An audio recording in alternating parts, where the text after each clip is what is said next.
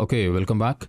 When we talk about automations in Django, we have a topic called custom Django management command. I'm sure most of you guys have been working on Django or learning Django as a beginner. You must be knowing we usually run some default commands in order to manage our Django applications, like python manage.py run server, make migrations, migrate or create super user and all that, right? But do you know you can also create your own commands? For example, if you want to create some custom command, maybe python manage.py get the coffee. This is also possible. This is what we call the custom management commands. Okay. Now, before we jump into creating our own commands, let's first understand how does commands work in Django. Let's take an example of a run server command.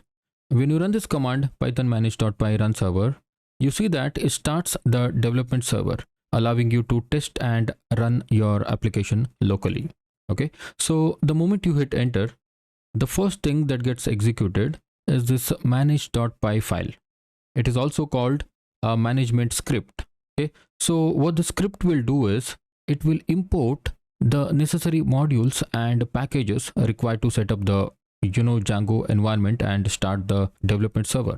All right, it also initializes the application by loading the settings, middleware, database configurations, and other necessary components that we specify in the settings.py file. Okay, and then sets up the lightweight server using the Python's built-in module called HTTP server. Okay, and then it also listens to the requests using the IP address 127.0.0.1 with the port number 8000, which is the default port for Django. Okay, and it also processes the views. Okay, views can contain the business logic, database querying, and all of that, right? So many other things will also happen when you run run server command. Now all these things happens under the hood. You cannot see it happening, but it just happens like a magic, right? So this is the best example of automation. You run one command python manage.py run server and so many things gets executed automatically. Okay, so similarly we have collect static command. We have like python manage.py make migrations and migrate command, and we have create super user command. They all do their job in the background. Okay, so these are all automated commands. Okay, now in case we have a custom idea that we want to automate it, maybe we want to run one command and import the large data set into a database. As I said, large can be millions and billions of records. Okay, so we can make use of this custom management command. So these automations can save a lot of time. All right. However, in this video, we'll create our Django project. And before that, I want to again remind you, if you are learning Django for the first time, this course is definitely not for you. You must have a basic knowledge of Django before you start working on these automation projects, because the topics that are covered in this course is not at all beginner friendly. Okay, so it's actually a deeper side of Django framework. So that's why I recommend, if you are a beginner, please enroll to my Django course before you start this course. If you want to take my free course, then that is okay. Or if you want to learn Django or get started with the Django using any other online sources, that is well and good also. Okay, and if you want to take my free course, then you can actually go to this wait, let me show you. You can go to ratank.com/free Django. Okay, so you can go to this site, and from here you can actually enroll this course. Okay, so this is actually a 4 hours course, and there is one assignment and there are 2 practical projects as well. So I think this course is enough for you to get started with the Django. All right, so once this course is done, and you should then look into this automation project. All right, so with that said, let's create our first Django project. Now let's I'll just quickly minimize all these things. So on the desktop, I'm going to create a new folder. Okay, so the project name I want to give now, so I can actually give automate with Django, right? Instead of saying automate with Django, I'll say AWD. Okay, so this is just a folder name, or I can say AWD means it can be automate with Django. Okay, so nothing special in this. All right, so I'll create one folder on my desktop, and next what I want is I want the terminal and the VS Code or the code editor, right? So of course you are not a beginner. I'm not going to explain everything about how to install this stuff, code editor and terminal and all that. So you are not a beginner, I am sure about that. What I'll do is I'll actually open up my code, Visual Studio Code. Let me open new window. All right. Okay, so what I've done here is I've created my AWD folder and I'll drag it here. Okay, drag and drop. Okay, and in terms of the terminal, if you are using Windows, you can install Git Bash. So this how to install Git Bash, that is also here in this course. Let me show you. I'm sorry, where is it? Okay, so in this free course, you will see getting started software installation, right? So in this software installation you will see how to install Git Bash if you want to go with Git Bash. Okay, if you don't want to go with the Git Bash, then that is okay, you can use command prompt or PowerShell. Okay, and next let me open up this again.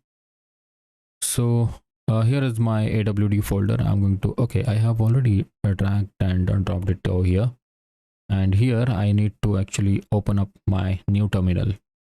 Okay, so first thing I want to do is I want to actually create the virtual environment, right? So to create a virtual environment, you know this very well, Python -m venv env is your virtual environment name. Okay, I'm going to hit enter. So here my virtual environment is created. I'll quickly go into virtual environment, source env. Okay, so I'm using Mac now, so this cannot be scripts. Okay, if you're using Windows, it is scripts. If you're using Mac, it is bin. Okay, source env bin, activate. All right, as you can see, my virtual environment is activated. The next thing I want to install Django. Right now I don't have anything inside my virtual environment. If you want to check that, you can simply run pip freeze. Okay, so currently this env is empty. Okay, because we created this virtual environment just now. Okay, so that's why it is empty now. So inside this empty virtual environment, we want to install Django. Okay, so to install Django, simply say pip install Django, and don't go to mention any version number here. If you want to install a specific Django version, then you can say pip install Django equal 4.2 or something, but I won't recommend it because always go for Django's latest version. Right now Django's latest version is 5.0. okay, so you can either say 5.0 or you can simply leave it as it is. Okay, just say pip install Django and it will install the latest version of Django. Okay, so and here you can see Django 5.0.1 is installed. Okay, so and if you see this warning, you can ignore it. Okay, so as you can see 5.0.1 is installed, and the next thing you want to do is you can simply check the pip freeze again and verify whether Django is installed or not. You see Django 5.0.1 is here, and ASGIRef and SQL Pass and other things, these are all the dependency packages of Django. Okay, so it comes with the Django installation.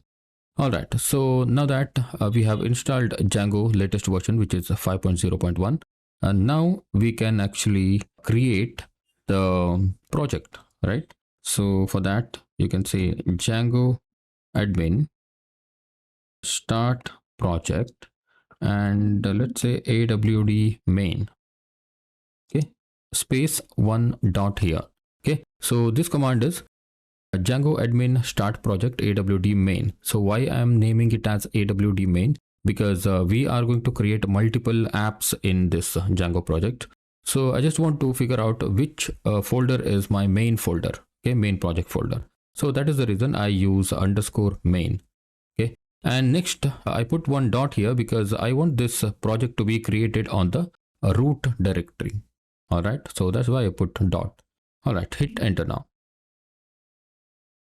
Okay, so it has created the AWD main folder and the command is still getting executed. Okay, so this command has been executed, and you see the manage.py and other things as well, right? Okay, so at this point you can run python manage.py run server.